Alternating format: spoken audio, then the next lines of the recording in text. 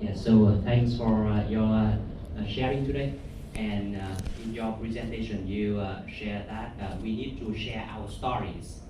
And so in Vietnam, I have seen that most students, we were not really active in many activities. Yeah. And talking about skills and maybe teamwork and leadership, we are not really good at.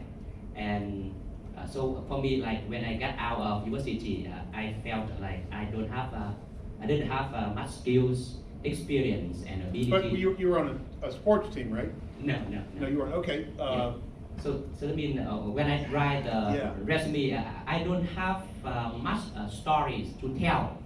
And so right now, if I want to apply a job, so as you said, we need to be brag about ourselves. I mean, I can write my potential in the future, in my enthusiasm to improve, to try, and for that. And I hope when in the interview, maybe I don't have much thing to tell in my resume, but they can feel my energy, my enthusiasm, and maybe give me a chance.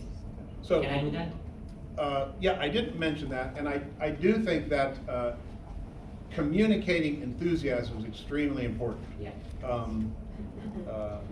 I know for a fact that when I was younger. Yeah. So I'm going to talk. So if you get the interview, Yes. you're already qualified.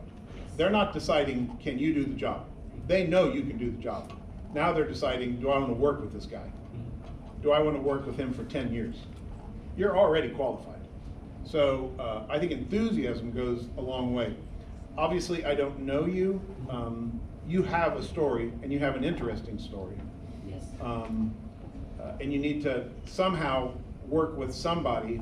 And okay, you weren't involved in sports, but okay, I don't know you, but you have an interesting story to tell, and you just need to write and rewrite it and rewrite it. Maybe you're very close to your family. Yeah. That's a story. Or maybe you're alone Yeah. and you live alone Yeah. and do.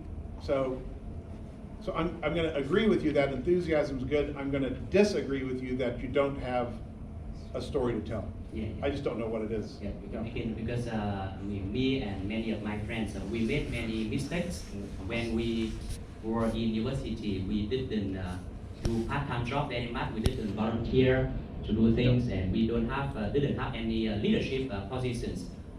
So when we get out, we feel like we didn't have much advantage to get a job and in some good company. So for me, I believe that when we realize that and we try to do it better and we try to turn to another direction and showing our energy and enthusiasm, and we do hope that the recruiter can give us a chance. Yeah. So I can relate to that on a personal level because, as I said, I was the first person to go to college. Yes. And the only thing I wanted was good grades. Yeah. I did nothing else. So I came the same. I had no leadership. I didn't even think about that stuff. Yeah, yeah. I thought about good grades, and I got good grades. I was really good at getting good grades. Yes. So, and let's assume that what you're saying is right, that you don't have these skills. So there's a saying that says, it's never the wrong time to do the right thing. So do it now. Yep. Get in a team, volunteer, take a leader position, because then you can say, it's on your resume. Now I am the, I don't know, maybe you're Christian, you help out at the church or whatever you do. Yeah. So let's assume you haven't done it. Yeah. Do it now. And it's the same, I always advise everybody is the clock never stops ticking. Yeah. So in 2 years from now, you're going to either have done a bunch of stuff or you're not going to have done a bunch of stuff. So get busy, get your story going. Yeah. And I think the last statement, maybe I would write to my resume, will be, just try me. No. Well, I'm just kidding, yes. Well, I don't know. No, first I said no. It depends on the job, and we also have a saying, maybe you know it, no guts, no glory. Yeah. So, sometimes you just got to try. for me, that might not work. For you, because the moon's here and the stars are there, and the interviewer's this. Yeah. I mean, he'll be like, this guy sounds funny, I want to meet him. Yeah. So, I'm gonna take back my statement, no. I think sometimes you come and listen to a lecture. Yeah. You do a template, Yeah. and then you say, screw it, I'm gonna try it like this. Yeah. And you do it. Yeah. It's Steve Jobs. Okay. Thanks. Yeah. And for Apple, the idea of non-traditional, who knows, maybe it gets through. Yes, ma'am. Hello. Powerful thing you can do after an interview is to hand write a thank you note. If you hand write, dear so-and-so, 1 or 2 sentences, and you go there, you go back on a bike, or you make sure the interviewer gets a handwritten thank you note, it will be on his or her desk for years. Extremely powerful. So I'm inclined to say no, don't handwrite a cover letter and resume. I might be wrong. It's unique. Something's very funny happening my age. So, of course, in my generation, we all learned we had neat handwriting. Now, my daughter, young one, she does not know how to write cursive. They don't teach it. I know, right? So, some of my friends, because we could write and then we did everything on computers, now we lost our handwriting skill. So now we use like handwriting font on a computer. So, man, I don't know.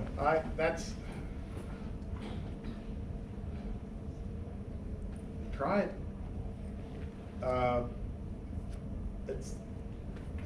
Wow. The only problem I wonder about that is, again, it's not going to get scanned by the AI thing.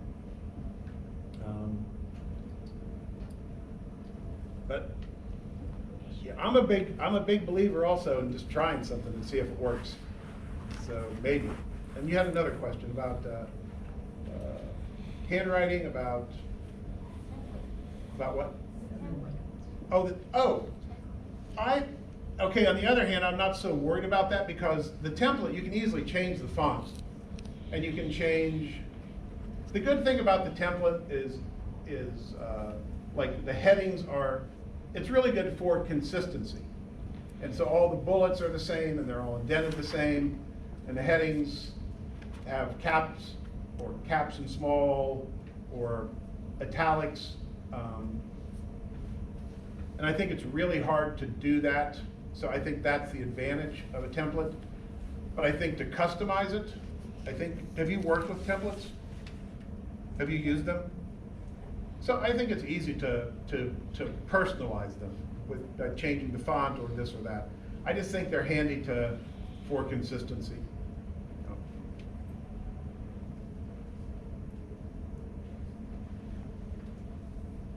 Yes, sir. Hello, I don't have any question, but I just want to talk about her question.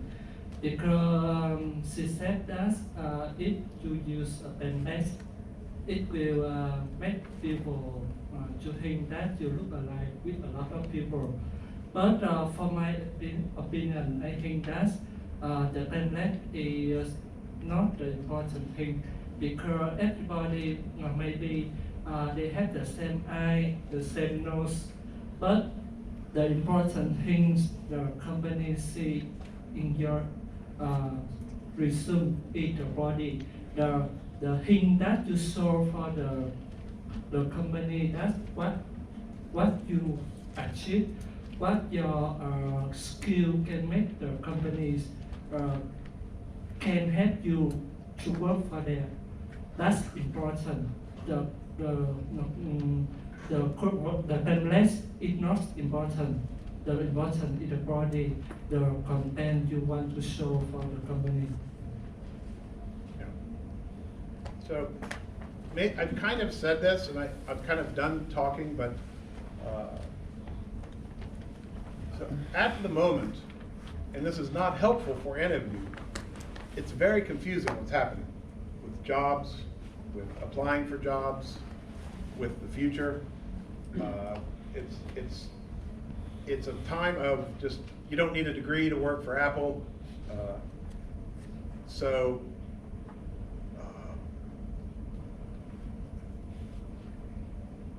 it's probably one of the more unclear times there's ever been in like how to find steps to move forward.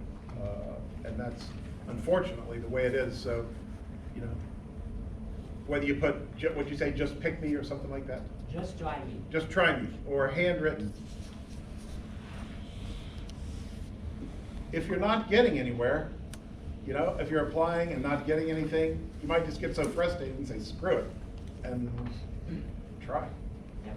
Yep. So I told you that I met 2 billionaires in my life, and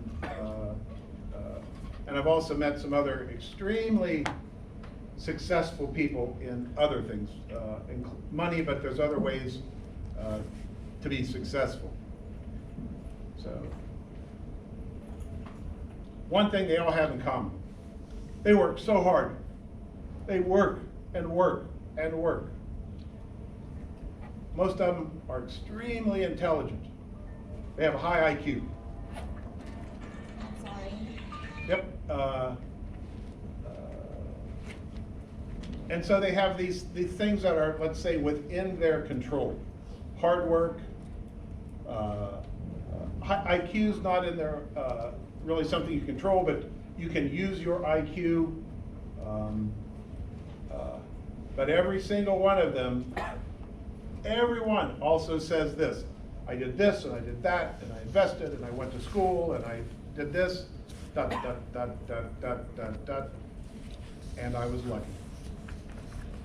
Every successful person will say that luck was one. They didn't do it because they're lucky, but luck was one factor.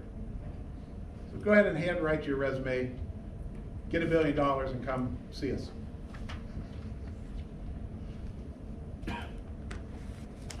Interesting thing, I want to tell my billionaire stories too, so I don't know what you think.